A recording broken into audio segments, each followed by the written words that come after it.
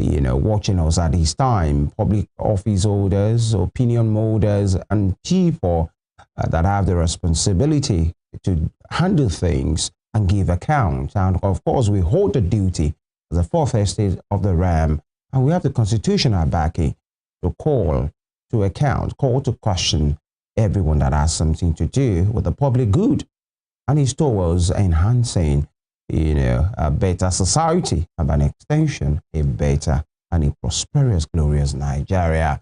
That is what we do here every day. Again, good morning. Thank you for joining us. Daniel is here. Good morning. Yeah, Daniel. good morning. How are you doing? I'm very well. How do you do? Very well. It's important to ask Nigerians, genuinely, not as a matter of default. How are you at this time? Absolutely. For real. You look at your neighbor in Nigeria and say, my brother or my sister, how are you? Yeah, because people are going through a lot. That's why I'm asking. Nigeria. How are you? Very well. Good morning. Good morning, Nigeria. Good morning to you, our esteemed viewers all over the world. Welcome to Morning Spring on Western Spring Television. Promises to be a wonderful show. Emeka Daniel is my name. Thank you once again for joining us. And of course, talking about the state of the nation, it's, everybody's duty to reckon when there are issues in the nation and, of course, provide solutions, not just to talk about the problems, but to talk about the way forward. And on this part, talking about our economy, I think the chicken is coming home, or not has come, but it's coming home to roost. With the tariff thing, the global pricing war and all of those things, exportation and the tariff and counter-tariff measures, that Donald Trump started. And then there have been reciprocity, especially with China. You do this to me, I'll give you that as well. In the popular song of Sonny Neji, if you touch me, I touch you. If you look me, I look you. But absolutely. It's not just about China or what is happening. Nigeria has its own fair share, 14%, and other countries of the world as well. Is the global outlook, because we learned with this uncertainty and with this price war going on, tariff war rather, it has affected oil prices in the world. It has crashed, significantly crashed. I think at the last count, it's around $60 a barrel, thereabout. It has gone less than that. And Nigeria precipitated its own dollar benchmark in the budget at $75 a barrel. We are in for it. Yeah, big trouble. Talking about world trade. That's it. And that's where it concerns me as Nigerians. China can do its own business. Mexico, all of these countries, it has affected oil. Oil is the mainstay of our economy. $75 a barrel is a benchmark.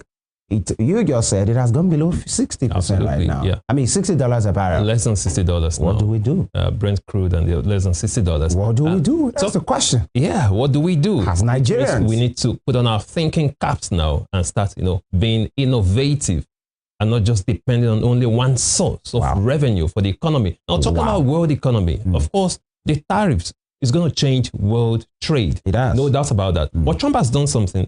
Trump is saying he's going to hold on for 90 days to the tariffs for most of the countries, but not China. Now, look at what happened. Interestingly, Trump put a tariff of 104% on imports from China. Then yesterday, China punish. Yeah. To punish them for their reciprocity. Trump said China doesn't have respect for world trade. That's what I'm saying. So he slammed 104% tariff, but yesterday, China slammed 84% tariff on US goods just to reciprocate. And guess what Trump did? Trump raised China's tariff further from 102 to 125%. So the question is, how far is too far? What will China do now? So Trump has actually hiked China's tariff again to 125%. And I'm just waiting to see what China would do. So far, for China, it's still 84% for goods coming in from the United States. But again, how far can they go with this? The 102% tariff before these 125 was as a matter of punishment, so to say. It wasn't initially. I think it was less than 50% in the beginning. Then China reciprocated. Then they came back again to say, oh, really? This is what we want to do? And, people were saying, no, maybe Trump couldn't do that. Because just to answer your question, we don't know how far. Just It's just far. I think we haven't had the end of this particular thing. But then China is saying the 90-day period for negotiations. Let's see how this will go. It doesn't apply to China. I know. China's tariff has to start. It's not only China that has been slammed. China, yeah. There are other countries of the world that have been slammed. Others will wait for 90%, but China will start paying. We know it's about number one and number two when it comes to the US. Absolutely. And China, talking about the biggest economies in the world. China, number one is the US and China number two. This is the battle of the big boys. It's Champions League of economy, right? There are some countries that are not in that lane.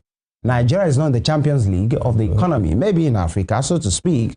But let's talk about us. That's what I mean. Whatever happened to China, it has a way of changing the world order. In fact, it's already changing the world order because the price of crude oil have been affected. But China, for whatever it is, can undo their business. They are big enough. Absolutely. US, there is the audacity that they have to say, if the whole of the world will shut down, they can handle their business, so to speak. How about somebody here in Nigeria? What does that do to our budget? Does that mean we resort to more, the easy option out is borrowing? There is deficit in the financing of the budget already. And the debt management office is saying our debt profile is rising daily. Well, they will still tell you, even if it's rising, we are within the threshold. That's what we usually hear. That got us here. That, okay, the GDP to debt ratio thing is still healthy and all of those things. But now, 75% to less than, $75 a barrel to less than 60. We don't know when this thing will straighten up again, because it seems we have just started with this price war. No balance in the world order. Now, the budget has been on that. How do we finance? The government are even saying we are not making enough money. The tax thing, they are still talking about it at the National Assembly. When it comes into practice, I'm talking about the tax reform bills. How helpful can that be for us to, manage our affairs in the country? We know what we usually. Then IMF will come with his advisory. If you can do this and do that. And many persons are telling the president already, please do away with the advice of the IMF, these Bretton Woods institutions. That's what got us here.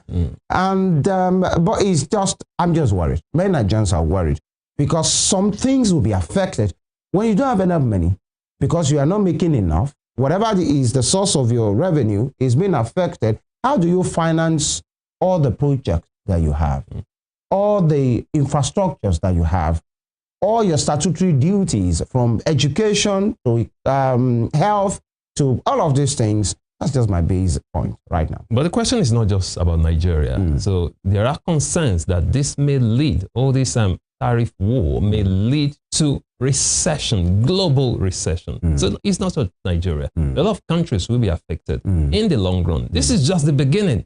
So let us see how it plays out. But like you said, Nigeria will be seriously affected because Daniel, our economy is dependent solely. Let Cameroon handle their business. Absolutely. Let Myanmar handle their business. Let New Zealand, US, Canada handle their business.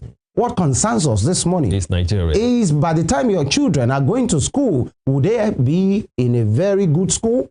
The infrastructure project that you think you are happy about, that you've had, that the community primary school in your area will be renovated in the budget. Would we have enough money to go ahead with that project? How would that affect us? The hospitals, now they are saying 16,000 medical doctors moved out of the country. Now, would we have enough? We are not even attracting the best.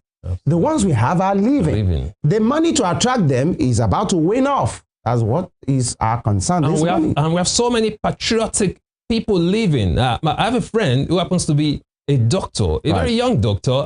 At 30, was already a senior registrar at UCH Ibadan. So initially he said, no, Dan, I'm not going to leave Nigeria. But guess what? The guy's out of Nigeria now. Very brilliant guy, intelligent guy. But that's it. Again, you can't just be patriotic just because he traveled or he has jackpot. He has jackpot, that's it. He has relocated. Once you can pass your USMLE or your PLA, you go to the US or the UK to work as a doctor. So why should you be earning peanuts here in Nigeria? So there are people who are actually patriotic, very talented guys. But what happened to the patriotic part of your friend? No, he has to face reality. He has to face reality. That's just it. That's the reality here. And just like we usually say, the fact that we talk about these things is to identify what the issues are and provide credible, workable solutions to these issues. Not because we are pessimistic, and I'm not sure there is any other person that is Nigerian, not that the other Nigerian person. These are the issues, and part of it is what we will talk about this morning. Stay with us.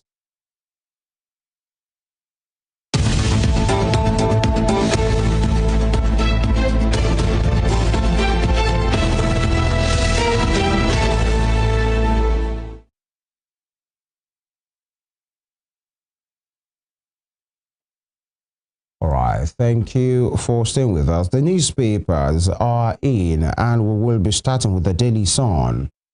The Daily Sun newspaper is our first point of call, and it has boldly written on the front page, Fuel, hope rises for lower price. Fuel, hope rises for lower price. With the riders, federal government moves to renew Naira for crude policy.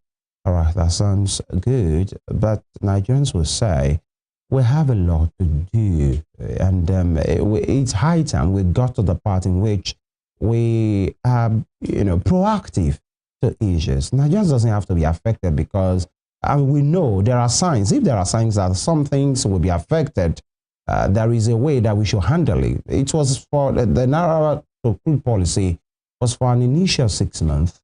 And by the time it's the 4th month, the 5th month, Nigerians will expect that the people at the Home of Affairs will have been having meetings, actually, and to know, are we renewing? If we are not renewing, what's next thing to do?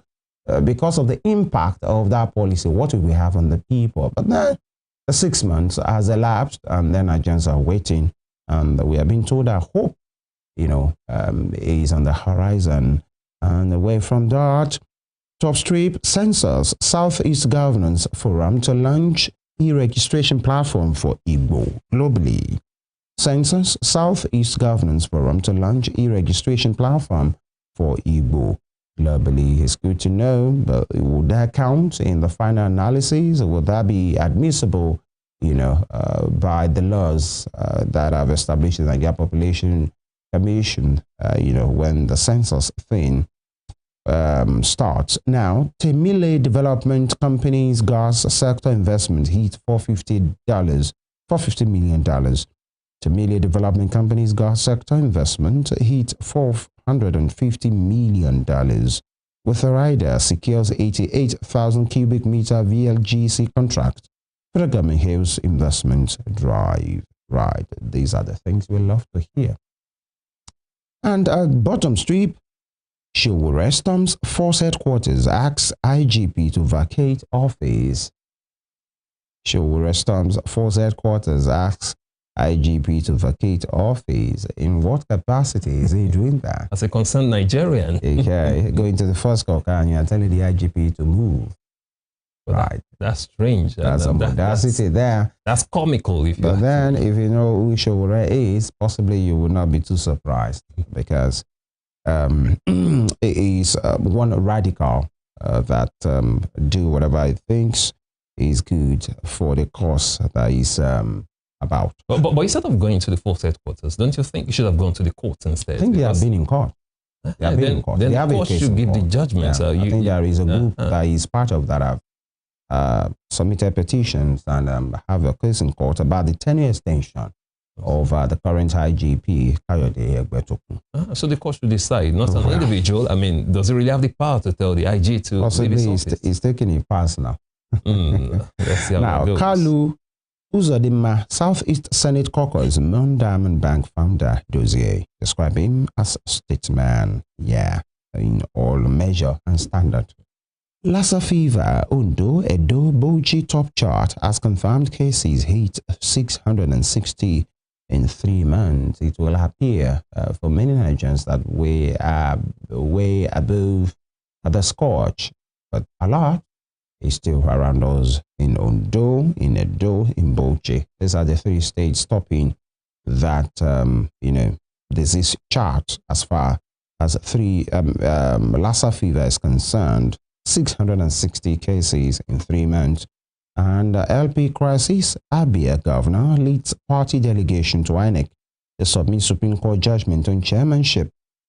And Obi Dati Ahmed Oti attend Usman caretaker committee, Usman led the caretaker committee in NEC meeting, LP crisis, Abia governor leads party delegation to INEC to submit Supreme Court judgment and chairmanship. Interesting development in the Labour Party. And, these are the big weeks in the Labour Party, going the other way. Bure possibly is left dry with the current development. And Mr. Papa has risen again. Yeah. And they are said from the AB, so to say, he's the caretaker chairman of the party. Who on whose support? These are the interesting things. And these are some of the things that happen with the APC and the PDP. The supporters of the Labour Party are saying we need a thought force. A party that is not given to some of these dynamics that the other parties are involved with. But alas, in saying maybe they were not that popular before. Now that they are popular, they're having the same issues that other parties are having. Julius Aburi actually threatened OT and OB faction not to hold their meeting. But yesterday, that meeting held in Abuja, the next meeting held in Abuja. That's the Alex Oti, governor of Abia State, and of course, the flag bearer, the candidate, presidential candidate, Peter Obi, and of course, Senator Esther Nenadi Usman, who they are supporting as the caretaker chairman. So they held their meeting, a parallel neck meeting, which is different from Julius Aburi's faction, who still believes he is the chairman. Now we have a third person, Apapa, who is also rising as chairman. But I think they should just come together for God's sake and just unite. It seems the biggest faction now is the Alex Oti, Obi, and Nenadi Usman. Of course. You see the caliber of people that are there. Absolutely. Dati Ahmed. Of course, Dr. Tanko. A lot of these guys are there. The rest of you, interesting. I think they should just unite. For the sake of the party. I'm sure that party will never want them to unite. And some people will say some other parties. Some people will say some other parties are actually sponsoring this. We are used to that narrative. Otherwise, where is my papa coming from? We are used to that narrative. Let everybody handle their business. Even the biggest of them, as far as opposition is concerned, as it is, the PDP, have accused the president of sponsoring the problem they are having before. They should spare us and handle their business. They too should sponsor, Yeah. Counter-sponsor problem in the APC is as easy as that. And let everybody have their day. That'll be all from the Daily Sun. From the Daily Sun newspaper, we move to the Punch newspaper. Let's check out some of the stories on the front page of the Punch newspaper.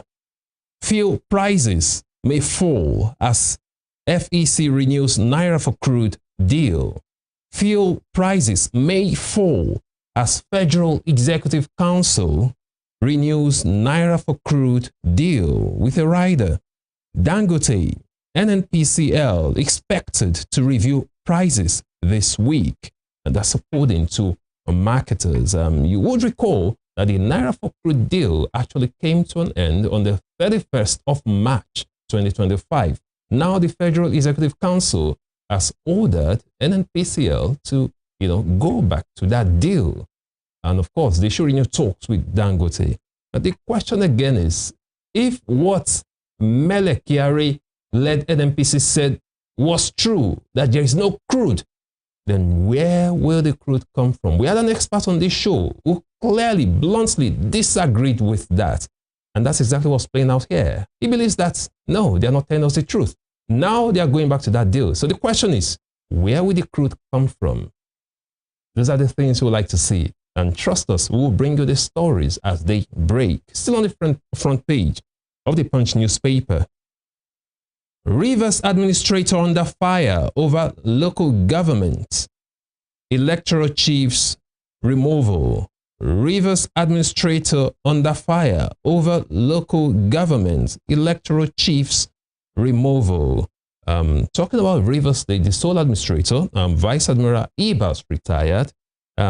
Just yesterday, something interesting. He recently appointed administrators for the 23 local government areas of Rivers State, less than 24 hours after a federal high court in Port Harcourt restrained him for doing taking exactly that same action. And that's what he did. We'll be talking about that today on the show. And of course, you do not want to miss that. Still on the front page of the Punch newspaper. Moving to the bottom strip now. I'm saddened by happenings in America. I'm saddened by happenings in America. That's according to elder statesman Shoyinka. You find that story on page 32 of the Punch newspaper. Saddened about happenings in America. The question is, let's worry about Nigeria first. That's what some people might say. Still on the front page of the Punch newspaper. No increase in my physical assets after presidency. That's according to Buhari. No increase in my physical assets after presidency. Tinubu hails Jim Ovia after prestigious London honor. Tinubu hails Jim Ovia after prestigious London honor. You'll find that on page 42 of the Punch newspaper. LP splits into 3 factions as Apapa declares self-chair. Labour Party splits into 3 factions as Apapa declares self-chair. Just what we were talking about a while ago. The Labour Party, having 3 factions now. One of Senator Esther Nadi Usman, another of Julius Abure. Now we have Mr. Apapa, who claims to be the chairman of Labour Party. So congratulations on having 3 chairmen. Still on the front page of the Punch newspaper. Brain drain. Nigeria loses 14,815 nurses, midwives to UK.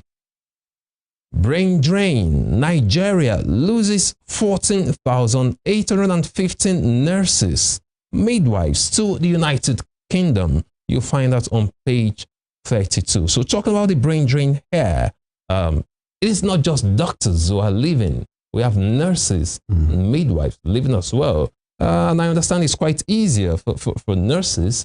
A lot of them have been living in droves. So if care is not taken, most of them, qualified nurses, might just have to jackpot, as we say here, to go for greener pastures. And that's just to the UK.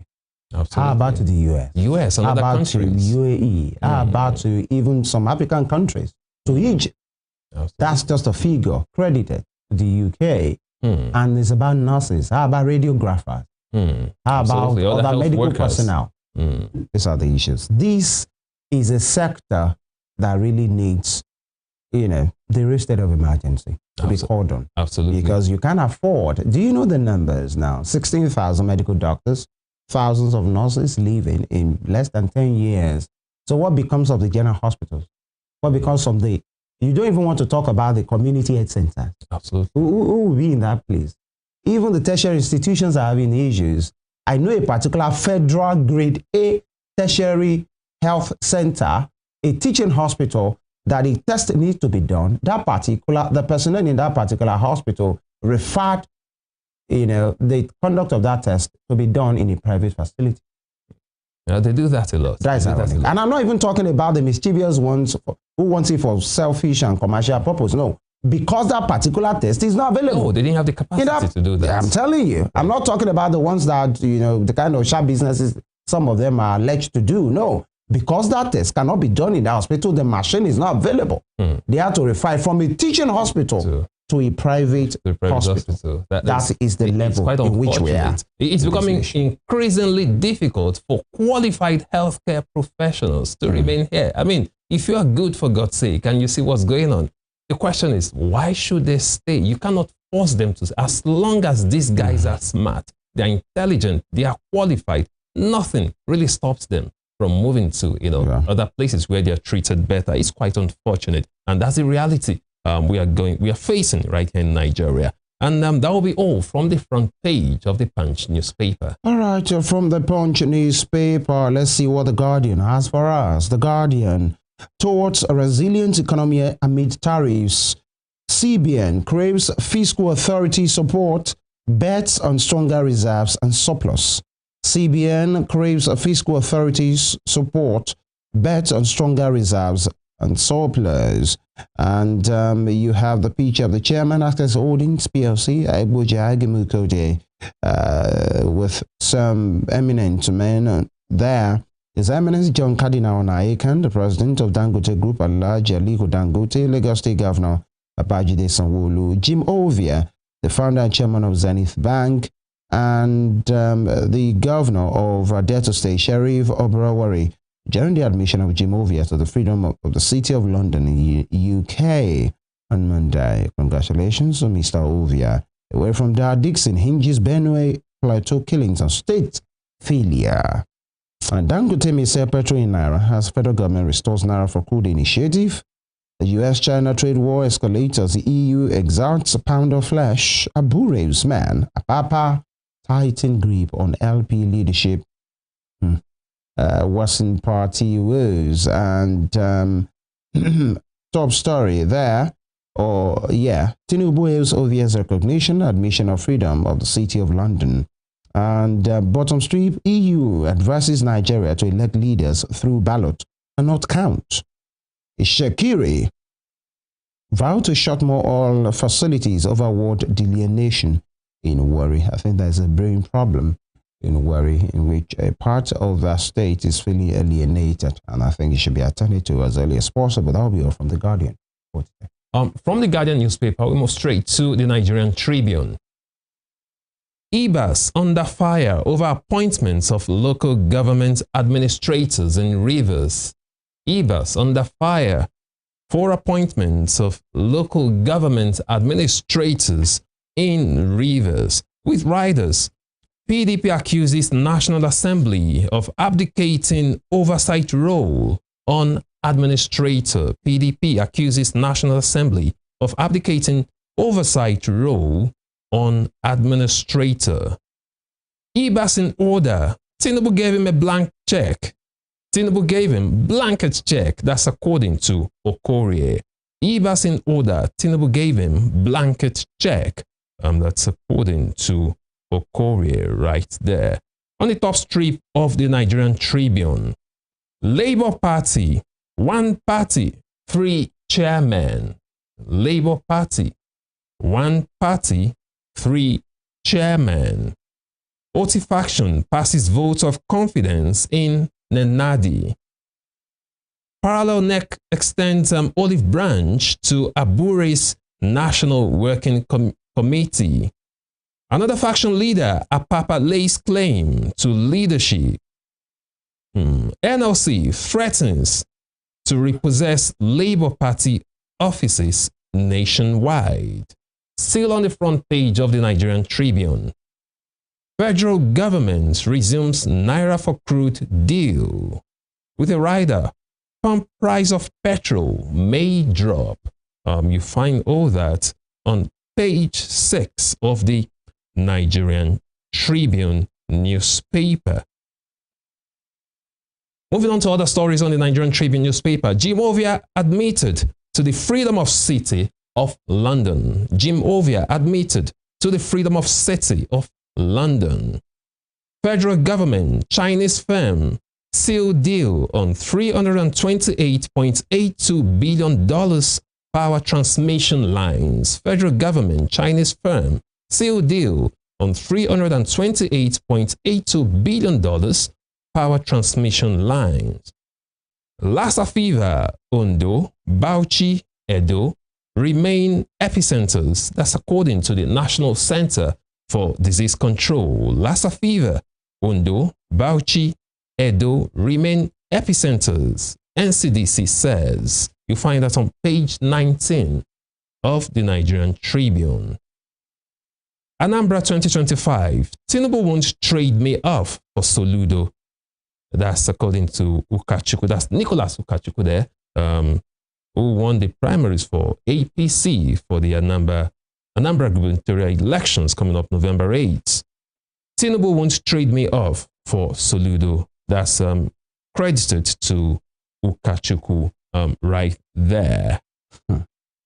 That's interesting. Why would Tinubu trade him off for someone from another party? That's the question. That's it. So it's a no-brainer. It's a no-brainer. And then that's a subtle allegation against the president. How do you mean trade you off? In what capacity will he trade you off? Because I think the enormous power that we that we are due to the president so much that it can really be embarrassing. How do you mean the president will trade you off?